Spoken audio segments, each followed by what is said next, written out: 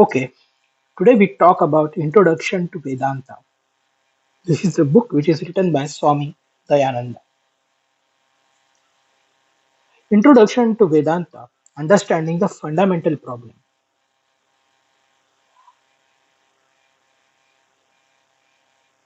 There are near about 6 chapters in this book. Before going to the directly into the book, we will just look into the matter which is very important for us.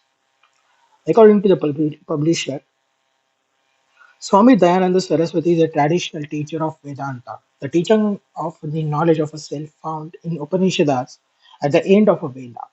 In addition to giving public talks, Swami Dayananda conducts the comprehensive residential courses in Vedanta and Sanskrit from time to time, training other teachers to carry on tradition of teaching. Swamiji teaches his courses in English but also uses the text printed in the original Sanskrit. He introduces and defines as much needed and technical Sanskrit words, which are helpful in grasping the subject matter, and the frequency redefines them until they become familiar. The book is based on the opening talks given by Swami Dayananda at the start of 3-year course in November 1979 at PLC, California.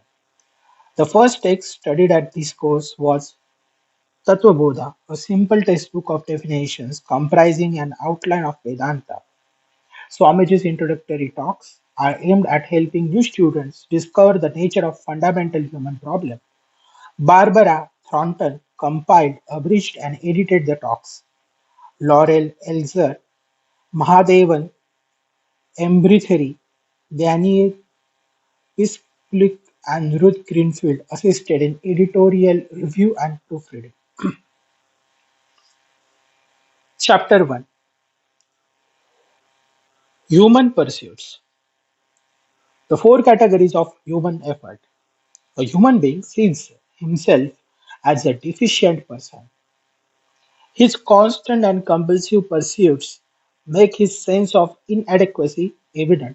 To escape from deficiency, he struggles from the large number of things in the life, which fall under 4 main headings: dharma, means ethics; artha, security; kama, pleasures; moksha, liberation. All 4 are collectively called purushartha, which is prolonged or long for human beings. These are the goals Purusha, the human being, struggles for. The 4 human basic pursuits can subdivided into 2 sets. One set, the pursuit of security and pleasure, artha and kama, is shared in a common with other living beings. The other set, effort in accordance with ethics, means dharma, and pursuit of liberation, moksha, is peculiar to the human being. The second human set of pursuits arises become a human being is self-conscious person. A self-conscious being is a thinker with the capacity to reach conclusions about himself. This capacity has made possible the universal human conclusion: I am a limited, deficient being who must struggle for a certain things through which I hope to become complete. It's very important that I am a limited, deficient being who must struggle for a certain things through which I hope to become complete. The endless search for security is Artha. Artha, one of the 2 pursuits of human beings, shares with other creatures and stands for all forms of security in life: wealth, power, influence, and fame. Every living being seeks security in some form appropriate to itself. Animal, bird, fish, insects, even plants and microbes all seek security. Shelter is sought, food is hoarded, dog oozes his bone, and he fills the comb with honey. The ant tunnels out in a storehouse for grain. All the creatures have a sense of insecurity. They too want to be secure. However, their attitude and behavior are governed by built-in program. Their sense of insecurity goes so far and no farther. Animal struggle for security is contained. It has an aim for them, no endless brooding over security. For human, on the other hand, there is no end to longing and struggle. The endless of human struggle to fulfill the sense of what they want, can be seen by analyzing experiences. If it is a money, I say no matter how much I accumulate, it never seems enough. Irrespective of how much money I have, I do not feel insecure or secure. I may then seek for security in power and influence, spending on buying of a power and greedy money which I had struggled to accumulate.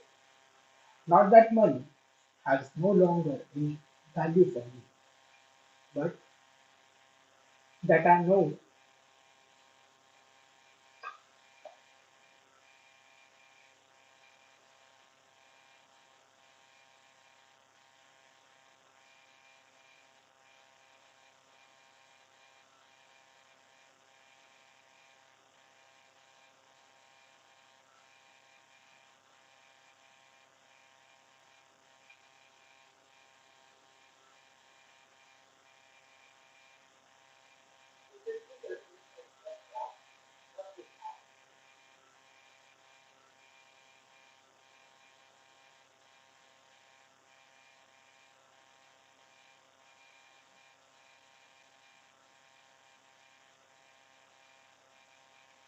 I'm seeking a security through power.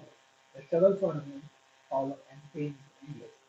All these are struggles for security, which I feel I am insecure. Because I am a self-conscious being, I have capacity to feel insecure. I accumulate assets, but the accumulation fails to make me feel secure. The gain is never enough. I am always driven to seek more and different kinds of security in futile effort to create condition of security. The mercurial nature of pleasure, karma. Karma stands for many forms of sensual pleasure. All the creatures seeks what is pleasurable, from whatever sense organs are available to them. For non-human creatures, the pursuit of pleasure is defined and controlled by instinct. They pursue what they are programmed to enjoy directly and simply. Their enjoyment is not complicated by philosophy of self-enjoyment. A dog or a cat eats what tastes good until it is full, quite unconcerned by considerations of health or aesthetics.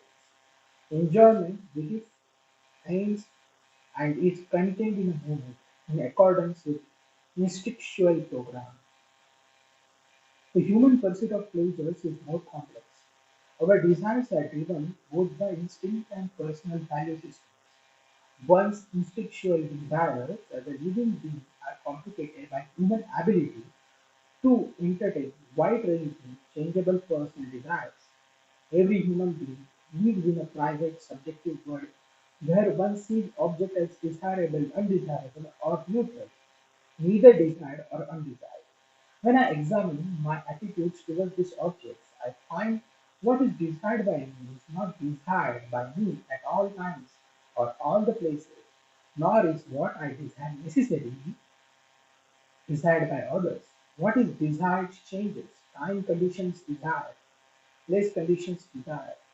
Individual values are also condition desire. Take the example of a garbage garage sale where I sell off to the others what I once considered valuable. It is now of no value to me, but is still prized by others. In turn, what others consider worthless, I find valuable. In fact, sometimes what one has sold as a junk, one may later again consider valuable because circumstances or attributes have changed. As time goes by, some of what I now prize will lose value for me, and I shall ready to hold a new perhaps say. This shapes inner value, which cause objects to be regarded as desirable, undesirable, or neutral, also occur and affect one's attitude towards people, ideas, ideologies, situations, and places. All are the subject of becoming desirable or undesirable or a neutral. Old car, old houses, old furniture, even the old husband or a wife go from one status to another. This interchange goes on all the time. Subjective values do not remain the same. When the values change, likes, dislikes as it is. Likes dictate the pleasures will seek just as they dictate what one rejects or avoids. Part of seeking pleasure is avoiding what causes displeasure. Both humans and animals beings struggle to obtain the pleasant, avoid the unpleasant, and the difference is limited by the set of pattern dictated by the fluctuating value.